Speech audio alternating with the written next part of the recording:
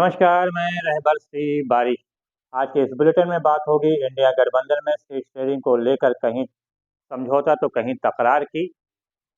पश्चिम बंगाल में टीएमसी नेता की गिरफ्तारी को लेकर दिए गए आदेश की, राहुल गांधी के भारत जोड़ो न्याय यात्रा की और अंत में बात होगी ईवीएम को लेकर मचे हुए घमासान की।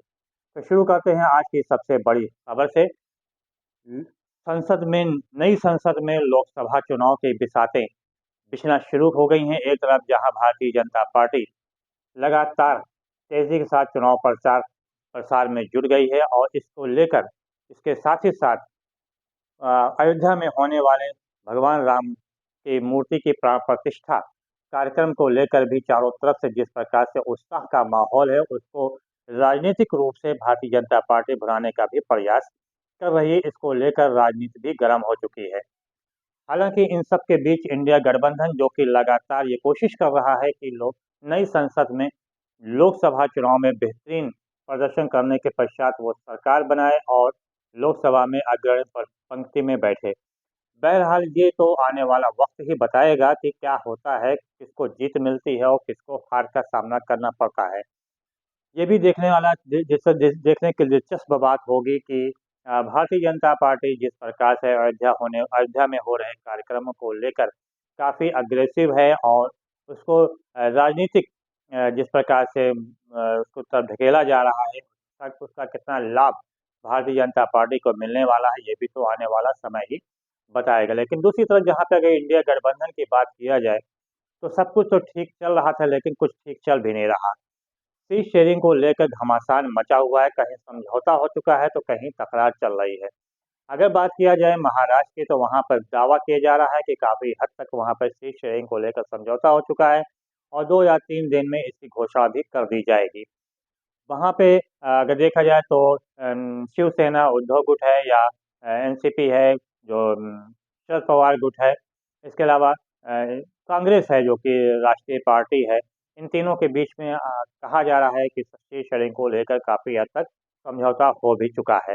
यही हाल बिहार में भी है, जहाँ पर पुराना गठबंधन है और वहाँ पे जैसा कि अनुमान लगाया जा रहा है कि चाहे जनता दल यूनाइटेड हो या फिर राष्ट्रीय जनता दल, दोनों बराबर-बराबर सीटों पर चुनाव लड़ेंगे।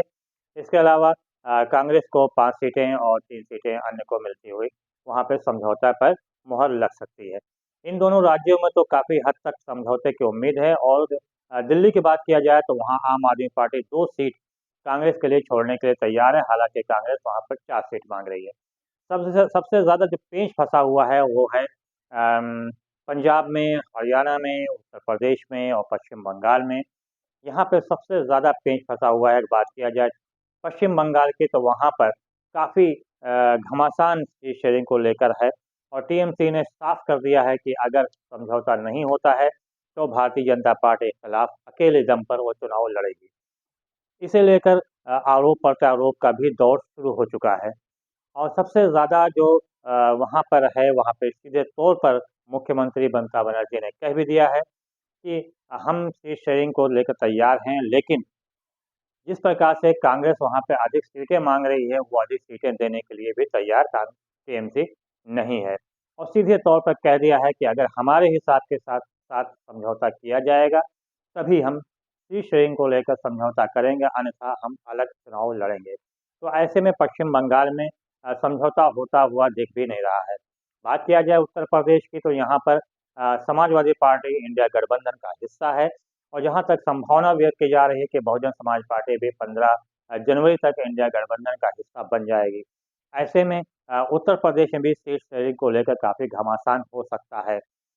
बात किया जाए पंजाब की, तो वहाँ पे आम आदमी पार्टी बिल्कुल ही एक भी सीट कांग्रेस को देने के लिए तैयार नहीं है। उसका कहना है कि अकेले दम पर हम भारतीय जनता पार्टी के खिलाफ पंजाब में चुनाव लड़ेंगे, हालांकि कांग्रेस वहाँ पे अधिक सीटें मांग रही है।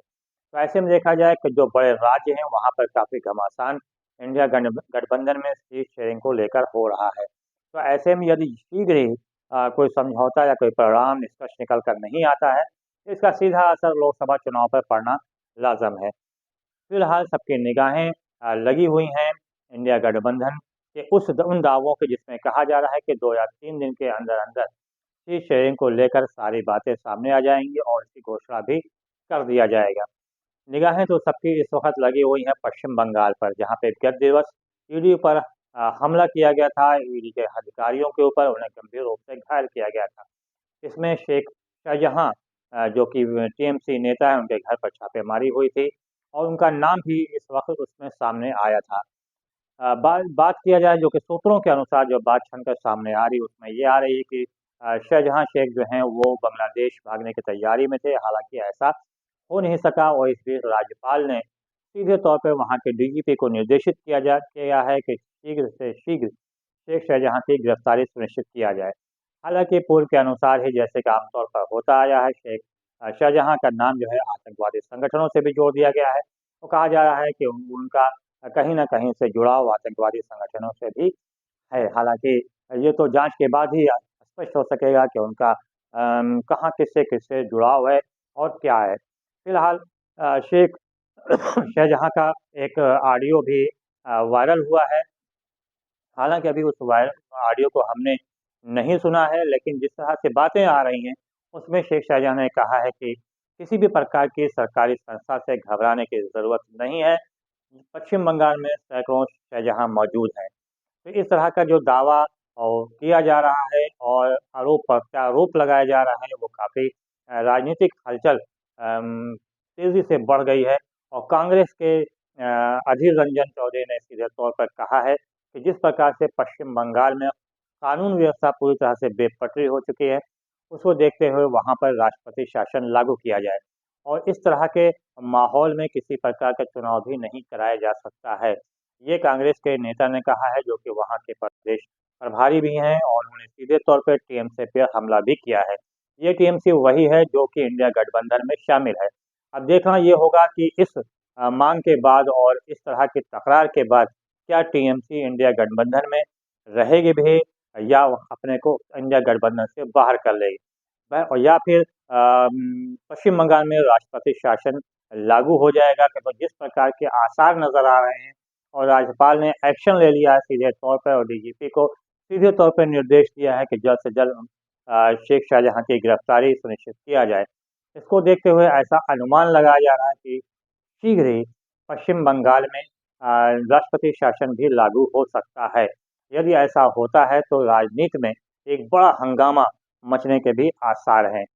फिलहाल निगाहें सबकी टिकी हुई हैं 14 जनवरी पे भी, जहां पे मणिपुर के राजधानी इम्फाल से राहुल गांधी भारत जोड़ो न्याय यात्रा निकालने के लिए जा रहे हैं। कांग्रेस ने पूरी मजबूती के साथ इस यात्रा को सफल बनाने की तैयारी शुरू कर दिया है।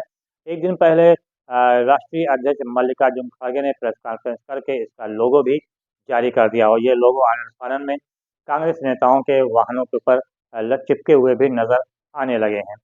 जिस प्रकार से राष्ट्रीय अध्यक्ष मल्लिकार्जुन खड़गे ने दावा किया है कि राहुल गांधी की भारत जोड़ो न्याय यात्रा से का सीधा प्रभाव लोकसभा चुनाव पर पड़ने जा रहा है और इसका सीधा लाभ कांग्रेस पार्टी को भी मिलेगा और साथ ही इंडिया गठबंधन को भी मिलेगा।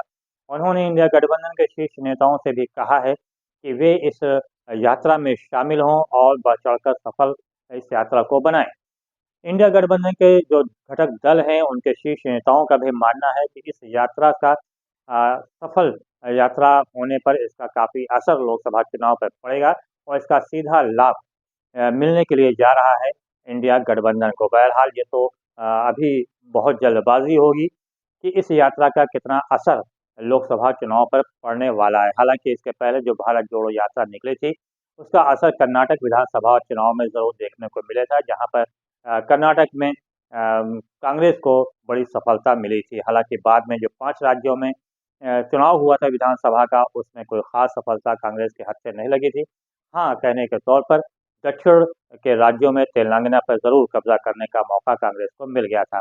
लेकिन राजस्थान, छत्तीसगढ़ और मध्य प्रदेश में करारी हार का सामना करना पड़ा था। बहरहाल ये तो आने वाला वक्त ही बताएगा कि आखिर इस यात्रा का कितना असर पड़ता है लोकसभा चुनाव पर।